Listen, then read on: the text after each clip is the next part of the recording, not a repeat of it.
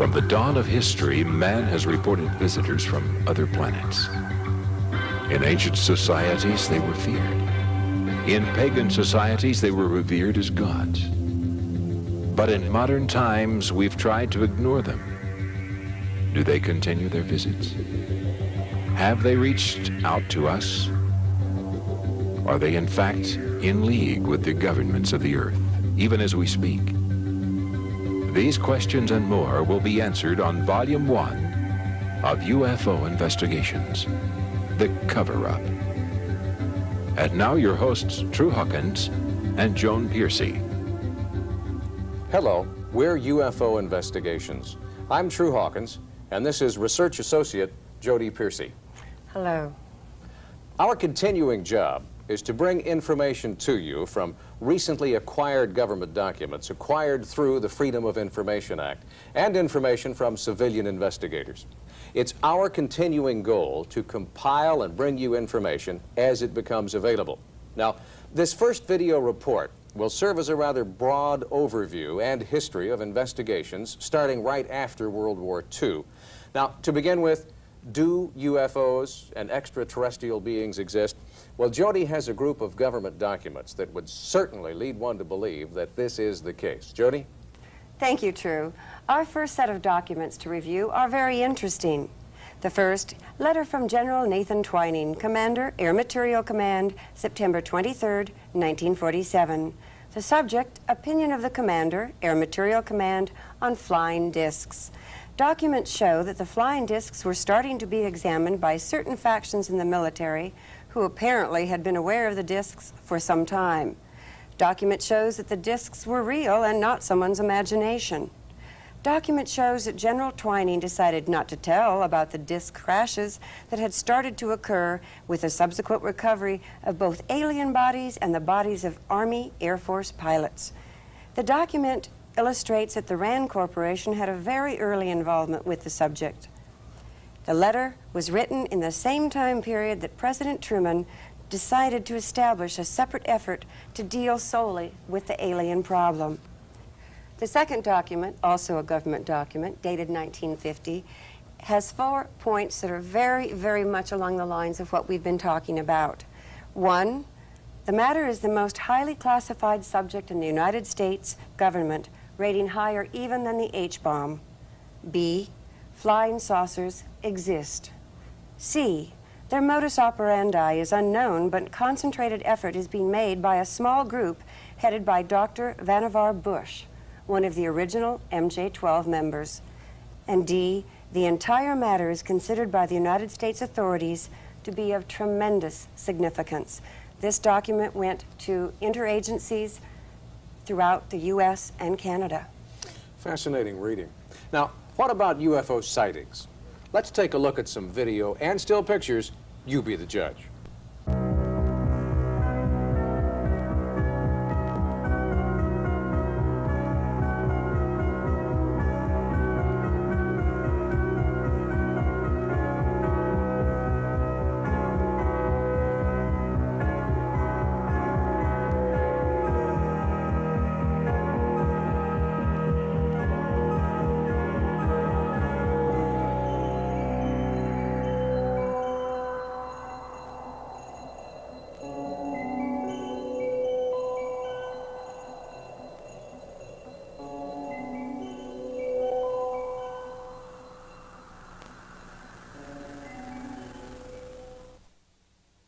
That was just a small example of the thousands of sightings reported over the last few years.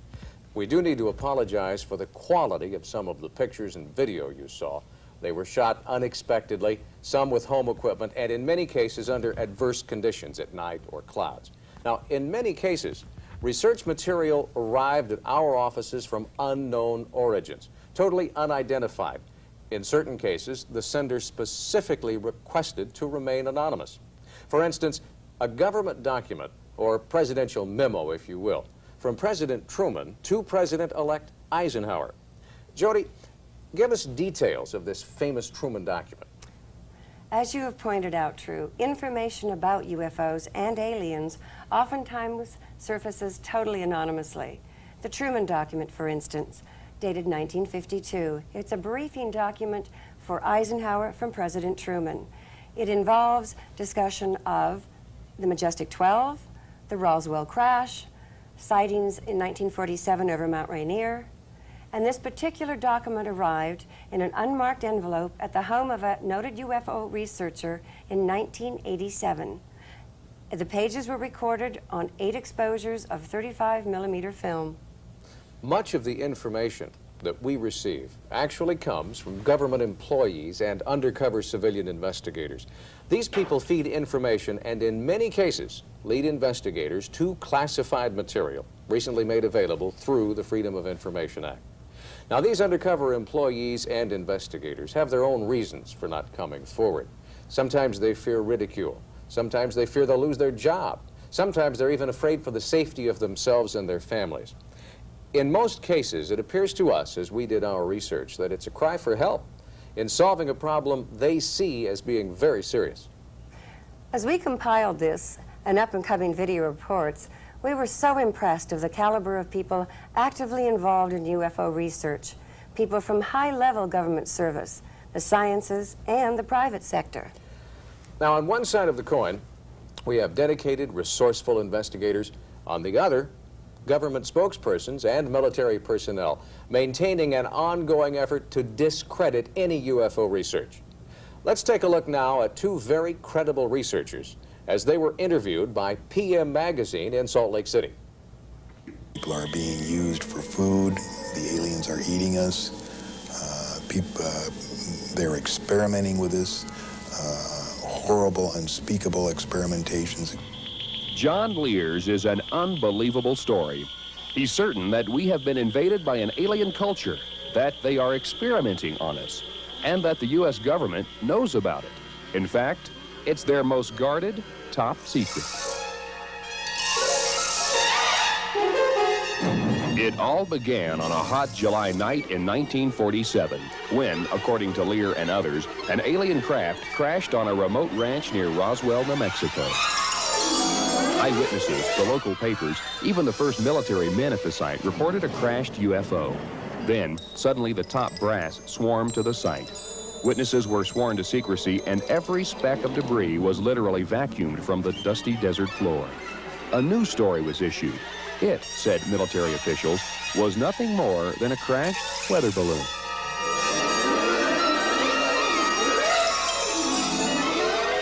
William Moore has written a book on the Roswell incident. We know that it was not a weather balloon. The people who gave out that story have since come forth and said it was nothing more than a fabrication to get the press off their backs. The evidence suggests it was a spacecraft, and the evidence suggests the government grabbed it and carted it away and is still involved with the examination of it. Now, just imagine that the people that are responsible for our government looking at this thing and also realizing that only 9 years earlier, in 1938, thousands of people had been panicked by the H.G. Wells presentation of War of the Worlds. And just imagine what these people thought when they were faced with this, the reality of the thing. It was just absolutely important, of just absolutely world-shaking, earth-shattering importance this thing be kept secret forever and ever. In fact, government documents unearthed via the Freedom of Information Act suggest that both craft and alien bodies had been retrieved. However, references are vague, and large portions of the text have been censored. What is known is that in 1947, the United States Air Force began a series of codenamed projects set up to monitor UFOs. The truth of the matter is, since 1947, we have collected and have in our possession at least 30 to 35 extraterrestrial flying saucers. We have collected and have in our possession at least 100 to 150 alien bodies representing at least 3 different species that people are being abducted at an unprecedented rate. Lear goes so far as to claim that the U.S. government has established communication with this alien power and actually collaborated with them.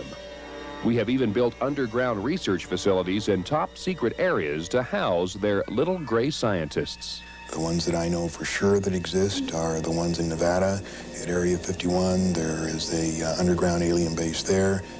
It's our nation's most secret operational facility, and that's where they fly the extraterrestrial craft out of. Now, says Lear, they have run amok.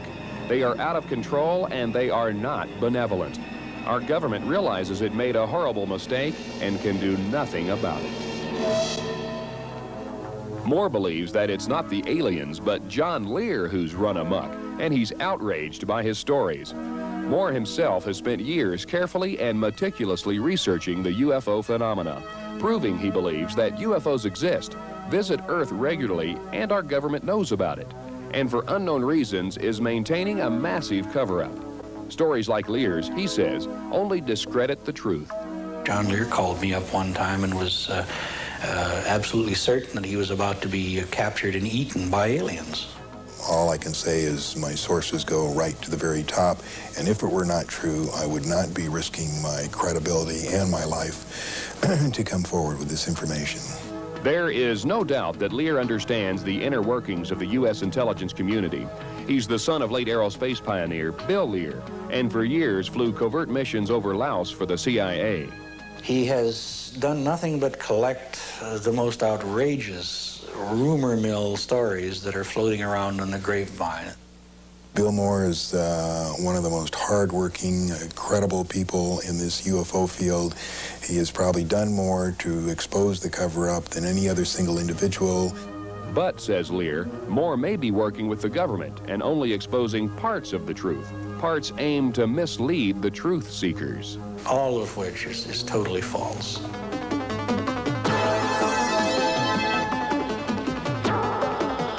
Alien invaders, government agents, secret informants, hoaxes or scams.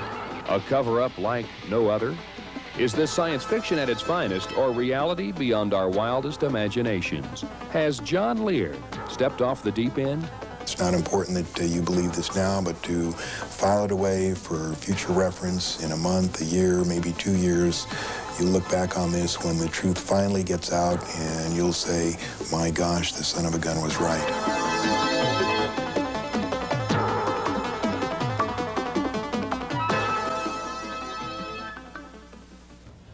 Some startling information posed by top-level researchers. The difference being that Bill Moore, the man with the beard you saw, has admitted to participating in a government disinformation campaign to throw researchers like John Lear off the trail. And we found it kind of interesting in our research. If UFOs don't exist, then why is the government participating in disinformation about UFOs? You might even ask, how does a man with John Lear's background and prominence become so actively involved in UFO investigations? We find out during an interview with award-winning broadcast journalist George Knapp of KLAS-TV in Las Vegas. 3 years ago, when I had a friend of mine come through Nellis Air Force Base who I had flown with in Laos. I flew for a private company over there, and he flew for the ambassador. He was a Raven. And really knew him very well. He came through here about 3 years ago, and in the process of asking him where all he had been in the past few years, he mentioned he was at Bentwaters. And Bentwaters was, of course, the site of a very famous flying saucer landing in 1980. And I said, oh, well, that's supposedly where that flying saucer landed. And he said, no, John, not supposedly, it did. I didn't see it because I was confined to quarters, but I will give you the names of the guys who did. And gave me General Gordon Williams, Colonel Chuck Hall, Major Ted Conrad. He said, if you ever see these guys, they'll tell you. And I said, you mean all this stuff is true? There are aliens and flying saucers? And he said, I hope to tell you. So that's when I set out on this thing to find out what the bottom line was. And so what I've been talking to you about over the past couple of years is what I keep finding out. And we're getting closer and closer to the truth. Lear's not the only one formerly with the government intelligence community. Bill Cooper, a former Navy man, describes the incident that turned him onto UFO research during a subsequent interview with Knapp and Lear. In the Navy, I had an occasion to actually see what they call a UFO, only this was certainly not unidentified. The only thing that I could tell about it that was unidentified is we didn't know who was flying it. I was on a submarine on the surface between Pearl Harbor and the Portland, Oregon, Seattle, Washington area. What did it look like? What did you see? It was a huge absolutely, without a doubt, metal machine, which had been built by someone somewhere, came up out of the water, tumbled end over end, and went up into the clouds. It was low cloud cover that day. There were 3 personnel on the conning tower. It was myself, the starboard lookout, and the officer of the deck. His name was Ensign Ball. You all saw it? Yeah, all saw it. Captain was called to the bridge. He came up, followed by the chief quartermaster, who brought a 35mm camera. The craft, or another craft that looked exactly like it, came back down out of the clouds, again tumbling end over end, went into the water. And the whole thing was incredible. I was absolutely stunned. But it was obvious that it was metal, it was a machine. It did not glow like the normal accounts of... meteors or something like that? No. And pictures were taken. When we arrived back in port, we were debriefed by Office of Naval Intelligence officer, who basically the gist of the debriefing was is you didn't see anything and you're not going to talk about anything, and if you do, you're going to be in deep trouble. So that was the end of that. Now, both Lear and Cooper are now conducting their research in the open, exposing themselves to whatever consequences may come their way. Here in our studio, we have a guest who for many reasons can't be identified. We'll call him by his pen name, Richard K. Wilson. He has compiled an extensive collection of research material and is the author of the book, The Secret Treaty. Now, Mr. Wilson, how did you get started in this research? It happened about 20 years ago. I began to notice the presence of discs and read all the literature and started talking to some intelligence people, looking at documents that came by. And I started to uncover, together with a bunch of other people, quite a lot of data regarding what appeared to be quite a large cover-up. Mr. Wilson, I have 4 pages of different names, codes, starting with Majestic, and 4 other various pages that go on from there. Could you give us the chronological order of how some of these agencies, one became the other perhaps, or what exactly some of their meanings may be? In 1947, when the Roswell crash happened, the United States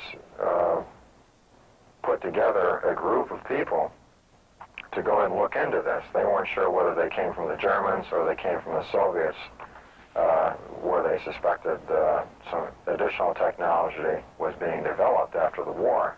During the war, the United States and the Soviets, as well as the Canadians, acquired disk data. In 1947, there was a specific incident where the radar at the Four Corners area in the Midwest took down a disk, thereafter known as the Roswell crash. On that disk, the United States government discovered both alien bodies of a reptilian species and also the bodies of Air Force pilots. This in itself, besides the technological surprise, was enough to keep them and the data secret. In September of '47, Truman passed the National Security Act in order to hide the activities of the government, the Central Intelligence Agency, and the alien problem. In 1948, Project Sign was established after a top-secret estimate of the situation was prepared. General Hoyt Vandenberg, after reviewing the report, ordered it destroyed. Not all copies were destroyed. One still survives.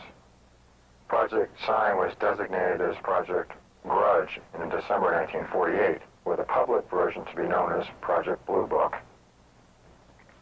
The liaison between Project Grudge and Project Blue Book was Captain Edward Ruppelt. 1949 was a time period in which alien craft were seen hovering over sensitive nuclear installations, especially in New Mexico. In December 1950, they established a unit called IPU, Interplanetary Phenomena Unit, which established operationally scenarios to be able to deal with the increasing problem of crash disks and aliens. By this time, they had approximately 16 crash disks and 65 alien bodies, one of which was live, and they had held in a facility.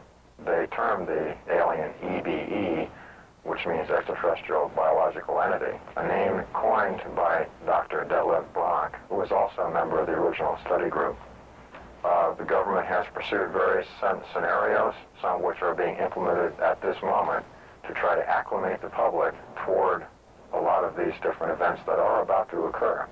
Just how secret is all of this? As Wilbur Smith indicated in his letter to Dr. Sarbacher in 1950, this matter is so highly classified because of its impact on every living being on this planet. It's classified higher than the H-bomb was. In fact, they've developed at least 32 levels above top secret into the Ultra and Q range to deal with security as far as the aliens are concerned. Only 2 presidents have had complete knowledge of the alien program, President Eisenhower and President Bush, because of his involvement with the Central Intelligence Agency. John Lear can corroborate that statement. The other thing is, I said that President Reagan did not know what was going on, and he does to a certain extent. But the President of the United States does not have a high enough clearance to know the whole thing. And it's interesting to note that above top secret, there's 38 levels of clearances. Now that's hard to buy, that the president, if somebody has a higher clearance than the president, he's not allowed to know. Who makes that decision? If you think that's hard to buy, wait till you hear the rest of this stuff. I mean, who makes that decision? Oh, sorry, we can't let Ronald Reagan know about this stuff. It's an organization called MJ-12. It was established by President Truman by executive order in September 24th, 1947.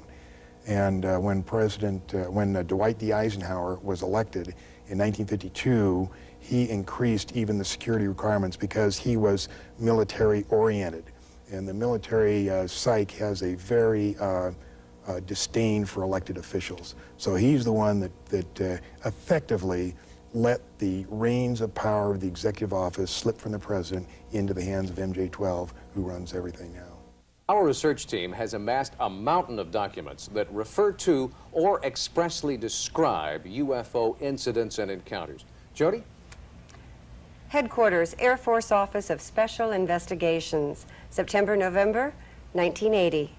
To whom this is addressed is deleted. It's a request for photographic interpretation by, again deleted, who provided negatives and film. The document describes trilateral insignia known to be on alien devices. Document shows tampering where NSA was changed to NASA before document was released under Freedom of Information Act. Document mentions high-frequency beam pulses and implies that Benowitz was gaining alien data from these signals. Now, a document we have here that's a little more colorful than most records a shooting incident reported at Ellsworth Air Force Base. Now, this is an actual official complaint report from Ellsworth. It's filled out by the guard duty officer. Helping hand is one of the code words, a security violation. Another one, covered wagon, security violation. Paul D. Heinzman, a sergeant in the U.S. Air Force Wing Security Control. The report continues. Samuel Lime, Security Control, telephone WSC, and reported an OZ alarm activation at L9. That Lime sat number 1. It's all military code, but it gets down to the incident was upgraded to a covered wagon per request of Captain Stokes. The report goes on to say that when these security officers responded to the alarm, a beam of light hit his rifle and it disintegrated, melted, burned his hands. They fired at aliens, as it says in the report, another beam of light. According to this, the 2 soldiers involved were so terrified, they called for more help. Not much question as to what happened as far as these guards were concerned. But now let's take a look and have Jody read the follow-up report. Yes, true. This document indeed is just as interesting as the one you just read. It is, however, the second part to that. It does, however, have deletion of name, to whom it was addressed, nor is there any signature upon it. Rake, the soldier in question, aimed his M16 rifle at the intruder and ordered him to stop. The intruder turned towards Rake and aimed an object at Rake which emitted a bright flash of intense light. The flash of light struck Rake's M16 rifle, disintegrating the weapon and causing 2nd and 3rd degree burns to Rake's hands. Rake immediately took cover and concealment and radioed the situation to Jenkins, who in turn radioed a 1013, distress to line control. Jenkins challenged the two individuals, the two additional alien individuals apparently, but they also refused to stop. Jenkins aimed and fired 2 rounds from his M16 rifle as well. 1 bullet struck one intruder in the back, and 1 bullet struck one intruder in the helmet. Both intruders fell to the ground. However, approximately 15 seconds later, both returned to an upright position and fired the same flashes of light at Jenkins. Jenkins took cover, and the light missed Jenkins. Now, the report goes on to finish and say, additional information. Rake was treated at the base hospital by a captain, name who I cannot make out, for 2nd and 3rd degree radiation burns to each hand. Rake was air-evac'd to an unspecified location, and Rake's M16 rifle could not be located at the site. And like many of the documents that we unearthed in our research, this document shows that people were sent different places so that they can't correlate their stories. Right. And now, Jody, something that keeps coming up and is of real interest is the reoccurring reference to MJ-12 in all of these documents we get. It's mentioned in the Truman document. It's mentioned throughout the documents that we researched. I would like to ask our guest, Mr. Wilson, a few questions about these MJ-12 documents. Now, Mr. Wilson, how secret is this MJ-12? The MJ-12 organization itself is the group of people that are actually the top 12 of a group of 32 individuals in a group known as the Jason Control Group, started in the late 50s as a measure to take away the alien problem procedure away from governments and take it outside the hands of governments. Meanwhile, our document trail appears to lead to a large-scale government cover-up. Yes, and as an example, here is another shooting incident report. Department of the Air Force, the Security Police Squadron. In January of 1978, I was stationed at McGuire Air Force Base, New Jersey. One evening, during the time frame of 0300 hours and 0500 hours, there was a number of UFO sightings in the area over the airfield and Fort Dix Army Camp. I am a security policeman and was on routine patrol at the time. New Jersey State Police and Fort Dix MPs were running code in the direction of Brownsville, New Jersey. A state trooper then entered Gate 5 at the rear of the base requesting assistance and permission to enter. I was dispatched and the trooper wanted access to the runway area which led to the very back of the airfield, connected with a heavily wooded area which is part of the Dix training area. He informed me that a Fort Dix MP was pursuing a low-flying object which then hovered over his car. He described it as an oval-shaped with no details and glowing with a bluish-green color. His radio transmission was cut off. At that time, in front of his police car appeared a thing about 4 feet tall, grayish-brown, fat head, long arms, and slender body. The MP panicked and fired 5 rounds from his .45 caliber into the thing, and 1 round into the object above. The object then fled straight up and joined with 11 others high in the sky. This we all saw, but didn't know the details at the time. Anyway, the thing ran into the woods towards our fence line, and they wanted to look for it. By this time, several patrols were involved. We found the body of the thing near the runway. It had apparently climbed the fence and died while running. Some absolutely incredible official documents. And here's another official document that makes reference to OSI, CR-44, local authorities, MJ-12, FBI, and emergency medical reaction teams. This document describes the office MJ-12, 44, and in the document it says, no media exposure, send emergency react teams. Once again, another reference to MJ-12. That's that government organization that supposedly does not exist. Recently in a Gulf Breeze, Florida, there was an incident that 132 folks say most certainly existed. Right you are. Even a television station was involved in analyzing the pictures and videos taken of this UFO sighting. Here is their report.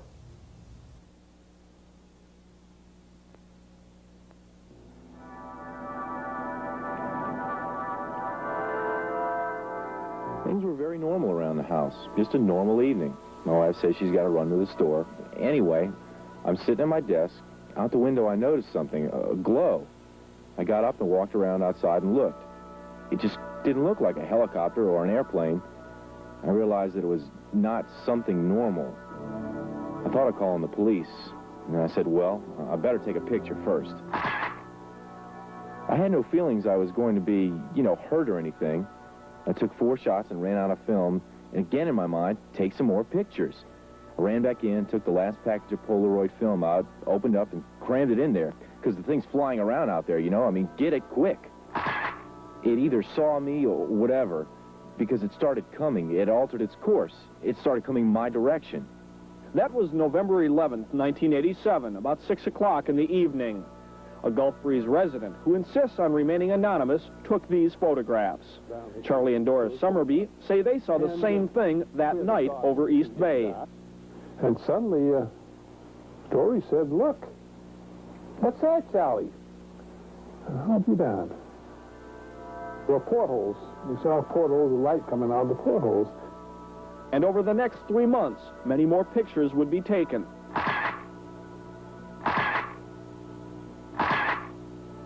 By different people.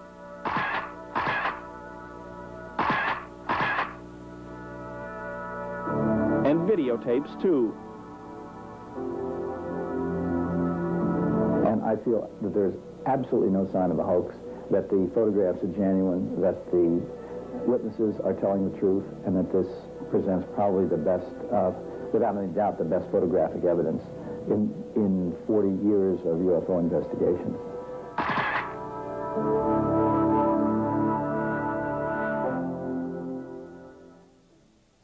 And interestingly enough, all of this information was presented to the Air Force. The Air Force said they weren't particularly interested in any of it until such time as the TV station picked it up and ran it on the air. Then the Air Force became very interested, contacted all the people involved, and tried to confiscate all of the film, all of the information. When later contacted, the Air Force said, "What sighting? What are you talking about?" Of course, Drew, that is not the only occasion for that kind of government response. There was an incident, which is too lengthy for us to read in its entirety, happened in England in 1980, 11 years after the Air Force claims that they had no longer had any interest or investigation in UFOs. This report is from the deputy base commander, who was both present and has a tape recording of the incident. It happened over a period of 4 nights. And this is how it reads. Early in the morning of December 27th, approximately 300 hours, 2 U.S. Air Force security police patrolmen saw unusual lights outside the back gate at RAF Woodbridge. Thinking an aircraft might have crashed or have been forced down, they called for permission to go outside the gate to investigate. The on-duty flight chief responded and allowed 3 patrolmen to proceed on foot. The individuals reported seeing a strange glowing object in the forest. The object was described as being metallic in appearance and triangular in shape, approximately 2 to 3 meters across the base and approximately 2 meters high. It illuminated the entire forest with a white light. The object itself has a pulsating red light on top and back and blue lights underneath it. The object was hovering on or legs. As the police approached the object, it maneuvered through the trees and disappeared. The next day, 3 depressions, 1 1/2 feet deep and 7 inches in diameter, were found where the object had been sighted on the ground. The following night, December 29th, the area was checked for radiation. Beta, gamma readings of 0.1 reams were recorded, and peak reading in the 3 depressions and near the center of the triangle formed by the depressions. A nearby tree had moderate readings, and on the side of the tree toward the depressions. Later in the night, a red sunlight was seen through the trees again. It moved about and pulsated. At one point, it appeared to throw off glowing particles and then broke into 5 separate white objects and then disappeared. Immediately thereafter, 3 star-like objects were noticed in the sky, 2 objects to the north and 1 to the south, all of which were about 10 degrees off the horizon. The objects moved rapidly in sharp angular movement and displayed red, green, and blue lights. The objects to the north appeared to be elliptical throughout an 8 to 12 power lens, then they turned to full circles. The objects to the north remained in the sky for an hour or more. The objects to the south remained visible for 2 to 3 hours and beamed down a stream of light from time to time. Numerous individuals, including the undersigned, witnessed the activities listed in paragraphs 2 and 3. Charles L. Halt, Lieutenant Colonel, U.S. Air Force, Deputy Base Commander. And a very interesting side note to this is the fact that the U.S. Air Force disavowed that there was any information, physical evidence, tape recordings, a report of any kind. And we have in our possession both a tape recording from a news report. We have transcription of tapes taken actually at the scene with Deputy Base Commander Halt present, and 3 to 5 different witnesses, all of whom were at the site taking the readings and the photographs that the U.S. Air Force claim do not exist. Thank you, Jody. That's another instance where the Air Force denies, and discredits people who come up with information.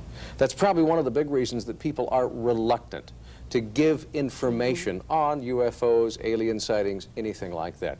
What we are trying to do is provide a clearinghouse for all of the information that is available.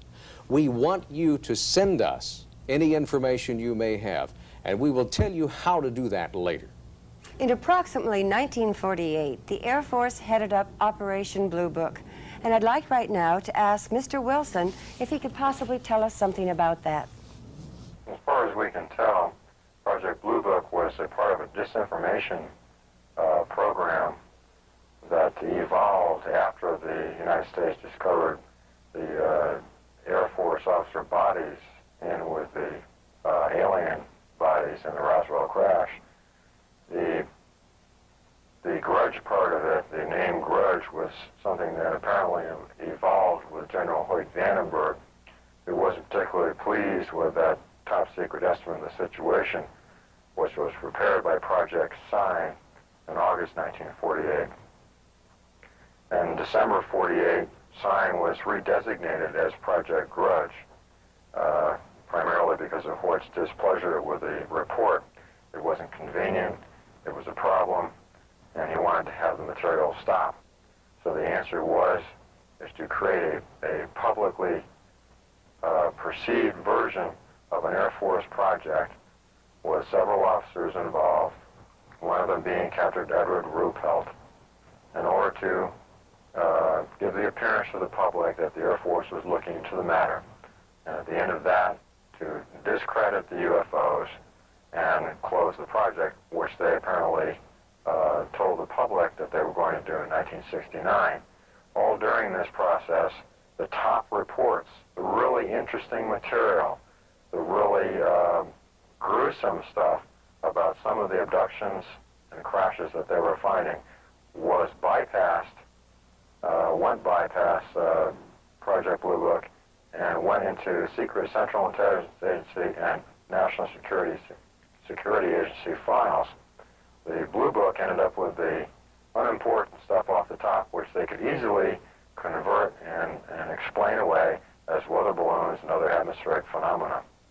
Of late, it seems, there are more sightings, more people saying that they've seen flying saucers, UFOs.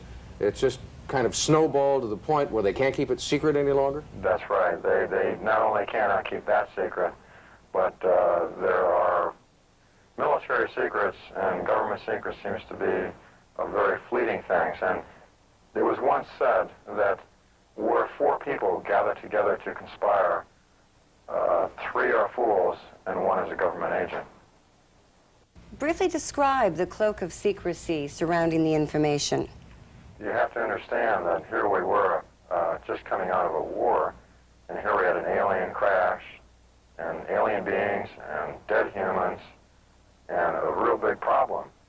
An alien craft and alien beings is a big culture shock. They were worried about a lot of people going crazy. And there was one early test, which is when Orson Welles did his War of the Worlds thing, his Mars thing on the radio. He was asked to do that by the government. So they still felt that that was a common mindset, and they couldn't tell people what was going on. It was to know the truth would destroy religions, upset economic systems. In general, they perceived it to cause general havoc about the whole thing. Part of their thing that they're doing now is they're trying to acclimate the public. They've been trying to do that for several years, having movies like E.T. And then eventually, when they found out that they could not stop what apparently was an alien timetable, they started coming out with the series V, depicting aliens as reptilians, carnivorous reptilians. A lot of these movies depict a little piece of the truth, trying to psychologically acclimate the public before events soon to come, apparently, force themselves on the American public and the world at large. Journalist Linda Howe has written a book and produced a documentary film on the subject of mutilations. Let's take a look at a minute or two of what her film discovered. In northeastern Colorado, another favorite spot for the mutilators, Tex Graves, former sheriff of Logan County, insists the 93 mutilated carcasses he investigated were not natural deaths. The very first one we had was southwest of Sterling. When we first looked at it, it was just unbelievable that you could take an animal and do this too without leaving some kind of track, some kind of evidence behind, such as cigarette butts, matches, handprints, footprints, but there was nothing. The animal looked almost horrible, and it was something that I didn't really want to believe then. And there was, we probably had 5 or 6 others before I really did believe something strange was going on. We had one up north where we believe the animal was paralyzed and was alive when it was being mutilated. An eye and an ear, the tongue, the rectal area was taken out, but the animal dug a hole with its head, but none of the other parts of the body moved, not even the legs. 6 north of town on a very hard pasture, almost like hard brick. We found tripod marks 12 inches across. The tripod marks were 14 feet apart. We found one set that had gone in the ground roughly 8 inches. And it would take a good post hole digger or shovel to dig in like this. It indicated something very heavy had sat down in this area, yet there was no tracks leading from it nor to it. Almost nightly when this was going on, we could pick out a very brilliant, huge, brilliant light in the sky. We had a newsman take pictures of it with a very high-powered lens, but all we got out of this was the movement of it and the light showing very brilliant. Several times we observed smaller lights come out of this aircraft and then come down toward Earth. And when it would move, it could move up and down, backwards, forwards, travel very rapidly. And after a while, these smaller lights would join up with the larger one, and then they'd disappear. Lou Gerardo is the chief investigator for the district attorney's office in Trinidad, Colorado.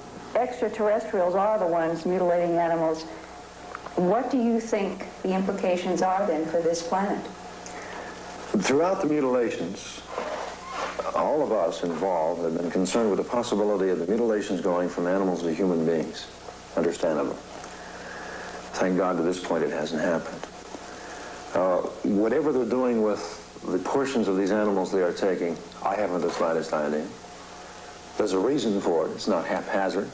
There's a pattern to it. I don't know. I think it's a wait-and-see game. What else can we do? If we do have beings from outer space doing this, with the capabilities to do things like this, what can we as a human race do? Now that is bizarre. In looking at this videotape, it's amazing. Those are surgical cuts. They're perfectly clean. Yes, you don't see cuts like that at the butcher. That's for sure. Some of the interesting things about the mutilations as well, as the photos, the video describes, is that the incisions are very clean. There is no blood. It is done in an advanced surgical procedure. And one of the most interesting things is that There is blood drained completely from the animal, no sign of blood, yet there is no vascular or organ collapse from that, something we could not do in our own surgical hospitals or procedures. I know you've done an awful lot of research and reading on this subject, and I think you've confirmed that the different procedures that were done, the vascular system doesn't collapse, there's no bleeding, the edges of the incisions are symmetrical. That we don't have the technology to do that, even if it were done surgically. No, the instruments with the serrated edges, and it's almost as if something if an apple were cored, it is that simple, it is that clean, and there is not a mess, there is not anything that you would really anticipate to find when you think of something being butchered. This story reflects the need for more research and more people to come forward with what they know. Jody has a special guest in our studio today, the head of UFO investigations. I would like to introduce Mr. Richard Harris, president of UFO Investigations, Inc. Mr. Harris, why don't you tell us a little bit about the organization? Well, how it started was we had gotten some anonymous information and tips from sources that came through myself and our legal staff. At that point, we got us interested, as you can tell from what you've done here. And we put an ad in a local paper for people to tell us of their experiences or any information they may have.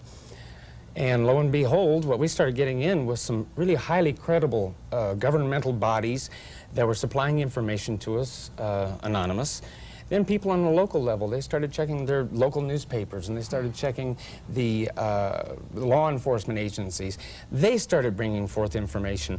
And we've grown now to a national organization, and hopefully we'll be international before long, because we can't hardly stop it. We can't keep up.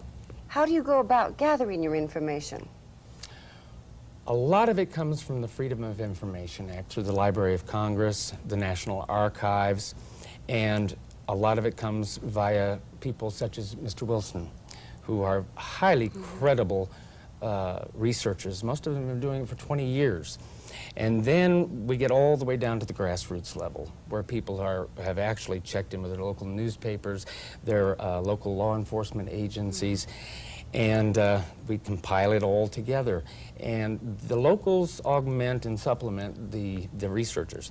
Surprisingly enough, most of the time, the professional researchers are within the government body themselves. They will not come out in the open. A funny story, a lady at the bank, she says, I had this UFO experience. Everywhere you go, everyone has a UFO experience. So she proceeded to tell me that she had seen a UFO, and then she said, but don't tell anybody, because I work at the bank now. We're really looking to be a clearinghouse for information. There's so much more that's out there that people can let us know about if they'll call or write us. So if any of your viewers have information that, as you well know, help us all the time, they can send it to 2929 East Desert Inn Road, number 21131, Las Vegas, Nevada, 89121. And we can compile it and we'll get it to the public. Well, thank you very much, Mr. Harris, and I hope that the viewers, whether it's a story about their own experience or sightings or government people or whatever, respond, and I wish you all the best. For whatever reason the government has used for covering up this information, you would think that over the span of 40-plus years, they might have tried at one time or another to bring this information to the public. John Lear has some thoughts on this subject. Now, on April 25th, 1964, was the first official communication between our government and the aliens. 3 saucers landed there by prearranged agreement. It was filmed by 5 high-speed cameras, 68,000 feet of film. The reason we know this is because in 1972, when they were going to release the first information about UFOs to the public, a very knowledgeable writer, his name was Robert Emenegger, was asked by the agency to write a documentary, which he did. And they were going to release this thing, and we had the whole history of the UFOs, and the last part of the documentary was the footage of the saucer landing. But in 1973, when they're ready to go, we had Watergate, and they were faced with 2 problems. Number 1 is they didn't think the public could handle 2 traumatic experiences at the same time, and number 2, they thought that the public would perceive this picture of aliens and spacecraft as a ploy by Nixon to divert the attention from Watergate. So they shelved it. The documentary actually came out It was narrated by Rod Serling, but instead of the real footage, they had drawings of these flying saucer landing, and they said, Rod Serling says, let's consider an event that could possibly happen in the future or may have already happened. It seems almost certain that if other beings more advanced than ourselves do inhabit other sectors of the universe, then it's quite probable there will come that day, that moment in time, when official contact will be made. Let's look at an incident that might happen in the future, or perhaps could have happened already. The premise is that contact is made by extraterrestrial beings with representatives of the United States Air Force at Holloman Air Force Base in the deserts of New Mexico. The day is clear. It's about 5:32 a.m. at Holloman Air Force Base. Traffic light. One recon plane is on the field ready for takeoff when Sergeant Mann is given a report of an approaching unidentified craft. Yeah, Bill, no, nothing on the phone. I'll repeat it again. Unidentified approaching objects on coordinate 49er, 34 degrees southwest, following Lincoln Arrest. Can I go northeast down with the Army helicopter? Probably a stray civilian, maybe. Keep me informed. 142, turn left. I see him over there. Check with Edwards. Make contact with him, Bill. This is Hollywood Air Force Base Control Tower. Identify yourself. What's your tail number? You are encroaching on military airspace. Warning, identify yourself. You're in a restricted military air corridor. Call the base commander. Base commander's office, Sergeant Whitmore speaking. Yes? Yes, hold on. Colonel, for you. This is Colonel Horner, yes? Yes, an unidentified vehicle. You warned the aircraft again? 142, turn left. What's its 040, shape? radar contact. Check Edwards. Civilian patrol? Okay, all right. Sound a red alert. Unidentified aircraft approaching. Hey, Bill, give me a quick check with Wright-Patterson Intelligence. There may be an experimental craft from somewhere, I don't know, here. Alert the fire chief and security and safety.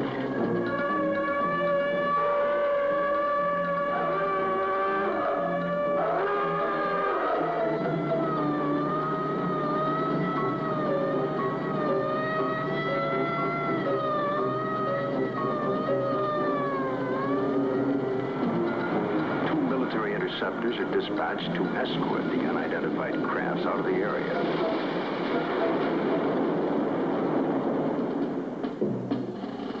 During a routine photographic mission, a tech sergeant and staff sergeant of the base photographic team were aboard a helicopter at the time and run off several feet of film of the three objects, one of which breaks away and begins a descent. A second high-speed camera crew on the ground runs off approximately 600 feet.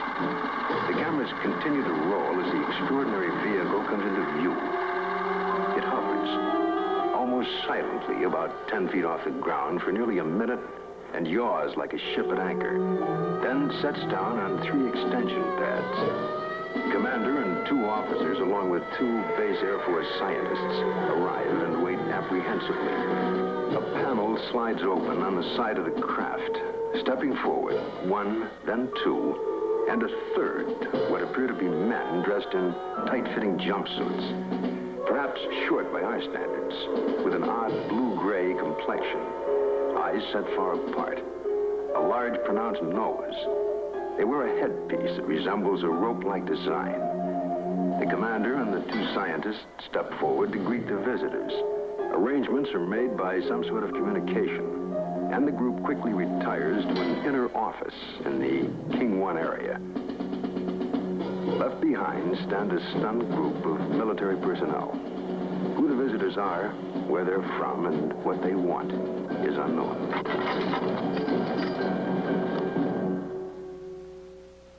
Interesting hypothetical situation. Or is it hypothetical? As a person involved in television production most of my adult life, I have some serious questions about this Serling 1-hour program that we just saw bits of. Now, I have seen the entire show. In the very beginning of the show, there are 2 Academy Award-winning actors featured. Serling never used name talent in any of his productions. It was always a strong script with unknown talent. There also was an appearance by a Department of Defense spokesman, Rod Serling, in the Pentagon doing a UFO feature at a time when the government said, UFOs didn't exist. Then, after this very well done, very expensive piece of videotape, we go to a very rushed, thrown together segment that shows you loudspeakers and microphones and clocks and telephones. The two pieces don't seem to fit together. It appears as if the first part of the show was done, the last part had to be thrown together in a few minutes. Makes you wonder. Now, Mr. Wilson, you have information about this particular segment on the Rod Serling program. There's been some analysis of this particular film. It's suspected and pretty well demonstrated, as far as we can determine, that the government had a plan in process during this particular point in time to bring some very superficial information about alien presence to the minds of the American public. However, in the middle of the production, certain incidents that occurred allegedly at an alien base here, where military personnel were killed, forced a rethink of the government-alien relationship and postponed, especially in terms of the political climate of the time, any kind of revelation to the general public. Now, we've seen an awful lot of documentation, especially documents that refer to this MJ-12. MJ-12 starts with the Truman document and runs all the way through a variety of name changes to the present day. We've seen an awful lot of information that would indicate there is a cover-up, that more information is needed. We would like to have your information. If you have had any kind of an experience, if you know of someone that's had an experience, maybe you've got information that you've been afraid to tell anybody, please send it to us. We want to become the international clearinghouse. We can put it all together and maybe make some sense of it. Now, this is only the first of several tapes that we're going to bring you on specific parts of this UFO story. Well, Jody, thank you. It's been a pleasure working with you on this project. Well, thank you, too. It's been a great pleasure working with you as well. I'd like to thank all of the viewers as well, and I'm hoping that we hear from a lot of you. We're looking for more information all the time, and every video and every project, I hope, will be better and better, and we need you for that. Thanks for watching, and I hope we see you again soon. This has been Volume 1 of UFO Investigations. This report, The Cover-Up. This has been a presentation of UFO Investigations Incorporated. All rights reserved.